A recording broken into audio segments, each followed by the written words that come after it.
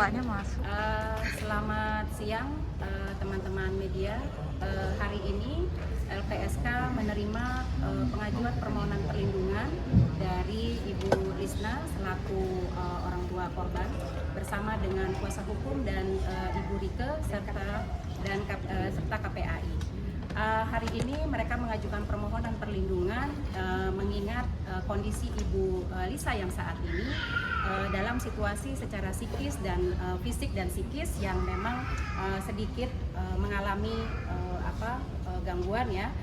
Karena tadi kami sudah melakukan wawancara sedikit dan kami sudah mengajukan asesmen berkaitan dengan fisik dan psikis. Saat ini Ibu Lisna sedang dilakukan asesmen secara medis oleh dokter LPSK dan juga akan dilanjutkan dengan asesmen psikologis serta asesmen berkaitan dengan tingkat ancaman, karena Ibu Lisna menyampaikan bahwa pasca setelah adanya pelaporan tersebut ternyata Ibu Lisna mengalami banyak ancaman-ancaman baik secara WA ya, telepon, dan juga beberapa orang yang selalu menghubungi Ibu Lisna dan itu mengganggu situasi psikologisnya Ibu Lisna.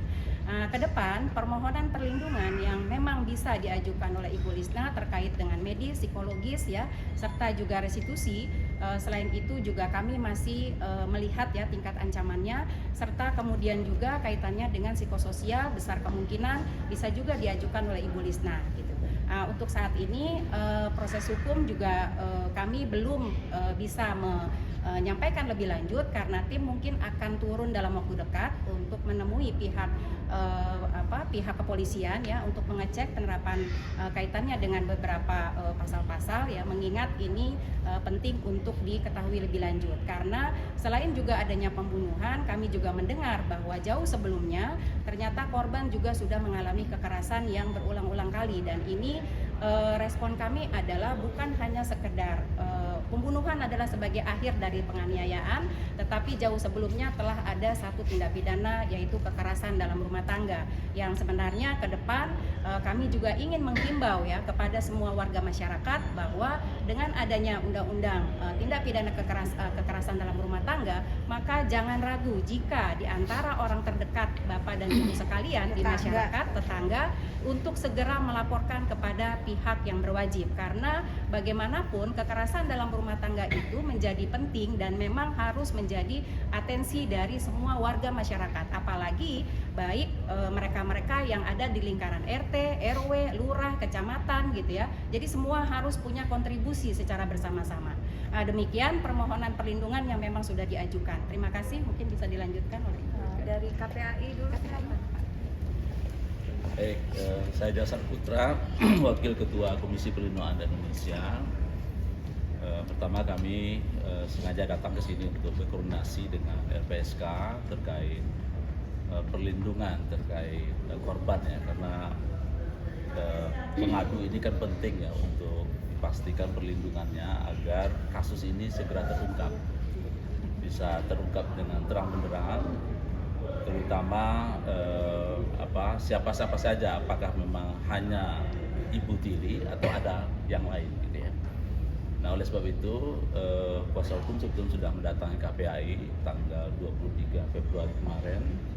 Kemudian kita hari Rabu kemarin sudah mendatangi TKP gitu ya, dan juga berkoordinasi dengan kepolisian, dan kami juga dorong adanya dugaan pelaku lain bapak kandung gitu ya. Jadi kita minta kepolisian untuk mengungkap karena kasus ini pernah terjadi 2024 dan itu sempat damai dengan Ibu Sambo ini, dan oleh sebab itu ini harus dilihat lebih jauh. Nah, kemudian kedua, kasus filisida atau ibu atau keluarga membunuh anak ini sepanjang catatan KPAI di 2025 itu ada sekitar 25 kasus gitu ya. Nah, saya kira ini adalah fenomena gunung es yang harus menjadi kewaspadaan kita, betapa orang terdekat ternyata tidak aman untuk perlindungan anak kita. Nah, oleh sebab itu jangka pendek kami berharap kepolisian terkait penegakan hukum harus dilakukan secara komprehensif. Jika orang terdekat ini menjadi pelaku, maka bisa diterapkan pasal berlapis, terutama pemberatan sepertiga daripada ancaman hukum dasarnya atau apa, karena apakah nanti bapak kandung jadi pelaku ya, tapi yang jelas tersangka adalah Ibu Sambo gitu ya. Nah, oleh sebab itu kami dengan DPR, dengan LPSK dan lembaga-lembaga lain itu akan memperkuat ya agar kasus ini bisa terungkap secara cepat, terang benderang, dan tentu kita dengan kasus ini banyak belajar ya, terutama ini mohon maaf Bu Rike ya, di kesempatan kali ini kami terus mengingatkan agar segera rancangan undang-undang pengasuhan segera dibahas oleh DPR ya, agar kita tidak terlambat ya, karena ini kan sudah di ujung ya, sudah terjadi, baru kita bergerak. Mungkin itu. Dari lawyer mungkin sebelum saya singkat. Ya, singkat aja, kalau saya terima kasih bahwa artinya bahwa negara sudah hadir untuk melindungi daripada klien saya, dan sangat cepat sekali kan dibantu oleh Bu Rike gerak cepat untuk mengawal kasus ini. Artinya melindungi bukan keberpihakan, tapi ini adalah amanat undang-undang supaya tidak ada intimidasi. Ya, saya berharap bahwa kasus ini akan biar cepat terungkap. Aja. Terima kasih Bu. Baik, terima kasih dari saya. Sebelumnya terima kasih Lembaga Perlindungan Saksi dan Korban, dan juga dan ada Mbak Nurher di sini, ada Mbak Sri di sini, ketukar terus namanya. Sesama Sri. Ya. Dan ada dari Komisi Perlindungan Anak Indonesia, Pak Putra dan Mbak Diah. Sebetulnya kemarin sudah turun langsung dari KPAI ke tempat kejadian perkara di Sukabumi, dan kuasa hukum Bang Krisnamurti, terima kasih untuk dukungannya. Juga Indonesia semua terima kasih telah mengawal kasus ini sehingga kita tidak terjebak dalam penggiringan opini dari salah satu indikasi yang juga menjadi pelaku, begitu seolah-olah ini hanya mengerucut pada satu pelaku. Itu yang juga penting. Namun hari ini kami datang ke tempat ini, ke LPSK, adalah untuk memohon perlindungan bagi ibu kandung Nizam yang juga sebetulnya adalah korban dari kekerasan dalam rumah tangga ketika dalam masa berumah tangga dengan ayahanda Nizam begitu. Dan saya ingin katakan dengan tegas, untuk indikasi kuat pelaku KDRT tersebut tidak perlu mengancam, bahkan ancaman secara terbuka ya, kepada ibu kandung Nizam. Ya, ini justru memperlihatkan bagaimana saudara melakukan pengancaman terbuka ketika melarang ibu kandung almarhum untuk berbicara. Itu saja sudah pasal ya, itu saja sudah bisa dikenakan KUHP begitu, dan terbuka. Dan saya yakin aparat penegak hukum tidak akan tinggal diam. Seperti yang dikatakan oleh KPAI, maka kita mengawal ibu kandungnya secara proses, langsung assessment secara psikologis maupun fisik dan medis, dan tadi disarankan oleh LPSK atas persetujuan dari kuasa hukum bahwa ibu korban untuk sementara di assessment di sini untuk tidak bisa keluar dulu, sehingga agak lebih pulih secara psikologis maupun secara fisiknya begitu. Namun di sisi lain saya juga sangat memberi dukungan kepada aparat penegak hukum bahwa kasus ini jangan dengan one single isu begitu ya, juga bagaimana diarahkan hanya pada satu pelaku saja begitu. Kita meminta ini juga jadi pembuktian terhadap dimulainya dalam kasus seperti ini, yaitu KUHP baru bisa ditegakkan. Ada beberapa hal seperti dasar penganiayaan berujung kematian, dasar penganiayaan berencana berujung kematian, pemberatan hukuman karena hubungan keluarga orang tua ditambah sepertiga, kemudian ada konsep pidana mati, tapi ini adalah upaya hukum terakhir di dalam KUHP yang baru. Selain itu, saya sangat berharap dari kasus ini jangan satu aturan hukum yang digunakan, tapi harapan kami adalah adanya sanksi berlapis, tidak hanya berbasis KUHP, tapi juga berdasarkan rujukan undang-undang kekerasan dalam rumah tangga dan juga undang-undang perlindungan anak begitu.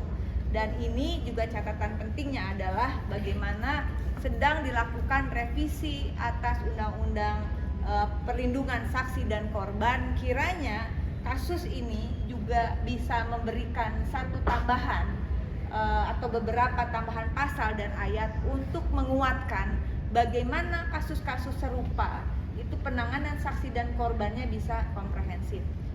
Info yang terakhir adalah Komisi 3 DPR RI. Terima kasih untuk pimpinan Komisi 3 DPR RI, ketuanya langsung yang mengawal ini meskipun belum audiensi, tapi insya Allah kalau tidak ada kendala hari Senin akan diterima oleh Komisi 3 DPR RI begitu sementara.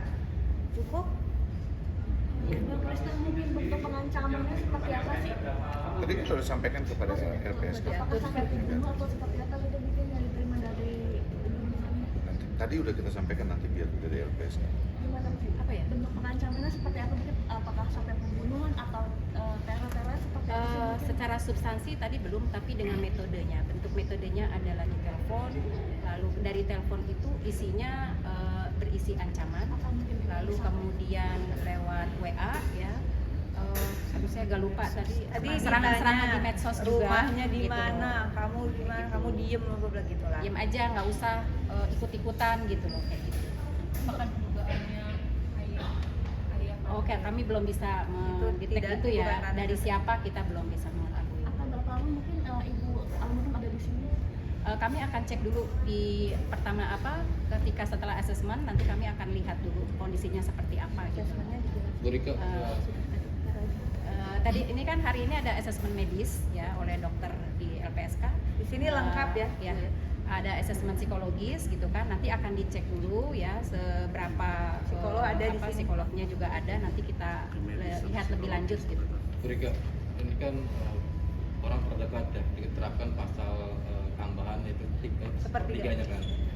Bagaimana kalau misalkan mengawal, biasanya di pengadilan atau di vonisnya itu suka berbeda nih. Nah itu bagaimana memastikan sepertiganya ini bisa diterapkan pada pelaku-pelaku kekerasan terhadap anak? Ya kita kawal bersama lah. Kita tidak, saya sebagai anggota DPR tidak dalam ranah mengintervensi putusan dan proses hukum tentu saja. Tetapi saya yakin para aparat penegak hukum ini saat ini juga akan lebih hati-hati karena di KUHP yang baru juga ada pasal 278 kalau saya tidak salah. Bagaimana ketika suatu perkara itu kemudian bergulir dan akhirnya yang salah jadi benar, yang benar jadi salah, dan ketika terindikasi ada keterlibatan aparat penegak hukum, maka aparat penegak hukum itu akan mendapatkan sanksi tahunan dan juga denda miliaran gitu. Jadi ini juga ujian dari kasus ini supaya aparat penegak hukumnya memang tegak berdiri demi membela kasus ini menemukan keadilan gitu. Dan juga sekali lagi kalau dari saya pribadi, rekomendasi saya adalah bukan intervensi, rekomendasi. Bukan hanya dikenakan sanksi KUHP atau ditambah sepertiga karena hubungan orang tua. Tapi sekali lagi kita akan terus berupaya memberikan dukungan kepada aparat penegak hukum, kepada jaksa, kepada hakim agar dalam proses persidangan nanti sanksinya berlapis, tidak hanya berdasarkan KUHP tapi juga berdasarkan undang-undang kekerasan dalam rumah tangga, juga ditambah berdasarkan undang-undang tentang perlindungan anak. Jadi mungkin lebih dari 12 tahun plus sepertiga. Bisa begitu kan Pak ya? Boleh saya tambah ya? Silakan. Jadi karena kasus ini ya ada latar belakang kemungkinan adanya KDRT yang juga dialami oleh ibu kandung, maka dalam proses lidik-sidiknya peran penyidik menjadi sangat penting untuk mengungkap seluruh kebenaran tindak pidana yang terjadi. Bagaimana latar belakang si ibu sambung ini melakukan kekerasan, apakah itu dampak dari KDRT yang dia alami ataukah ada faktor yang lain sehingga peran masing-masing atau siapapun yang terlibat di situ kita bisa ungkap. Tadi Pak Jasra juga sudah menyampaikan pernah dilaporkan polisi tapi kemudian diselesaikan dengan perdamaian. Nah ini yang menjadi catatan penting juga buat kepolisian bahwa kasus KDRT tidak semudah itu seharusnya diselesaikan dengan perdamaian karena akan menimbulkan dampak luar biasa bahkan menghilangkan nyawa Artinya ini alarm buat semua orang, tidak hanya di tataran masyarakat tapi juga terlebih di tataran penegak hukum yang beberapa kali kita sudah ditemukannya tingkat keparahannya KDRT dari yang sangat ringan sampai kemudian terjadi kehilangan nyawa. Nah, ini harus menjadi alarm penting buat kita di dalam proses penanganan, terutama di dalam penegakan hukum, sehingga nanti dalam pemberkasan proses hukum terhadap Ibu Sambung ini harus mengungkap seluruh latar belakang kenapa peristiwa ini bisa terjadi, sehingga akan mengungkap siapa sebenarnya yang juga harus dimintai pertanggungjawaban, termasuk tadi menggunakan lintas undang-undang Lex Specialis KDRT kita sudah punya dari tahun 2004, sudah cukup panjang sehingga seharusnya penanganannya menjadi lebih komprehensif, ditambah dengan Undang-Undang Pelindungan Anak dan juga KUHP maupun KUHAP yang baru, yang tentunya ini bisa menguatkan bagaimana rasa keadilan di masyarakat dan yang sangat penting menghentikan praktek kekerasan dalam rumah tangga. Saya tambahkan sedikit ya berhubungan dengan KDRT yang Ibu bahas. Menariknya perkara ini kan bola panasnya di pihak penyidik, dalam hal ini Polres Sukabumi. Nah, menariknya di situ kita kan mengenal 2 bukti permulaan yang cukup atau 2 alat bukti. Sedangkan dalam KDRT itu hanya 1 cukup informasi dari korban ditambah 1 alat bukti lain. Artinya jangan sampai pihak penyidik, oh kita belum ada pembuktian ke situ. Sedangkan dalam Undang-Undang KDRT sudah memudahkan untuk itu. Terkait yang Ibu Dewan sampaikan tadi berhubungan dengan KUHP-nya, bahkan kita sudah menambahkan berhubungan dengan laporan terhadap pembunuhan berencananya, bahkan bukan penganiayaan menyebabkan kematian. Ibu sampaikan tadi 12 tahun ancamannya. Di Undang-Undang KDRT dan Undang-Undang Perlindungan Anak itu 15 tahun, diperberat dengan orang terdekat sepertiganya jadi 20 tahun. Jadi bicara ancaman hukumannya, iya benar. Dan kalau terbukti ancaman pembunuhan berencananya ya seumur hidup atau hukuman mati, hukuman maksimal. Dan orang lain yang bisa masuk itu pernah kita laporkan salah satu anak angkatnya itu lupa tersorot, tapi penyidik menyampaikan bahwa masih di bawah umur katanya. Tetap bisa, ya, tapi kan setidak-tidaknya proses penyidikannya akan berbeda. Ya mudah-mudahan seperti yang Ibu bilang, ya semua pihak terkait ya diproses secara hukum. Makasih. Kalau dari pengalaman 2024, ini kami semua saya kira sepakat tidak ada restoratif justice dalam kasus ini. Tidak ada lagi upaya perdamaian dari yang ini untuk teman-teman di kepolisian. Mohon tidak diarahkan perdamaian lagi. Sudah tidak bisa. 2024 dilakukan perdamaian, inilah akibatnya. Sehingga bahwa KUHP baru itu mendorong adanya restoratif justice, iya.